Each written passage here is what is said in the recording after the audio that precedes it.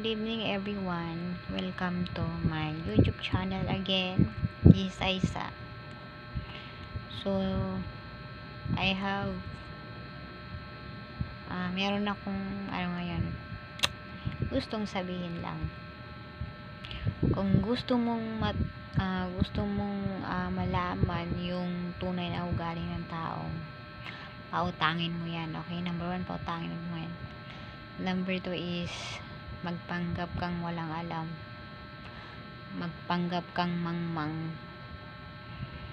At kapag akala nilang mangmang ka at wala kang alam, yung mga taong nakapaligid sa iyo, aayawan ka nila.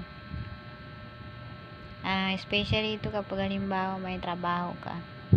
Huwag mong sasabihin yung tungkol about sa iyo. Kikilalanin mo muna yan para malaman mo isa-isa sa kanila kung sino yung totoo at sino yung tunay. Ganyan yung paraan ko paano matutunan or makilatis yung mga taong nakapaligid. Huwag mo muna sasabihin especially kapag nasa bago ka lang sa kanila. Huwag mo munang ipakita ang tunay na ikaw. Kasi makikilala mo yan sila. Sino yung interesado sa iyo or sino yung mabait sa iyo. Sino yung may malasakit sa iyo. Hindi yung gustong-gusto ka, 'di ba?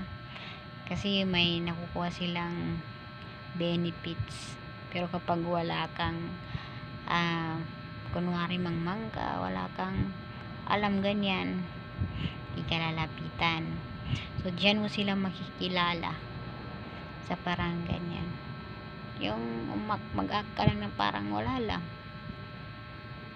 So yan lang yung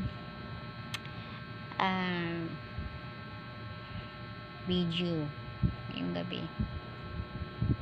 Gusto ko lang yung share sa inyo guys. So bye, thank you for watching.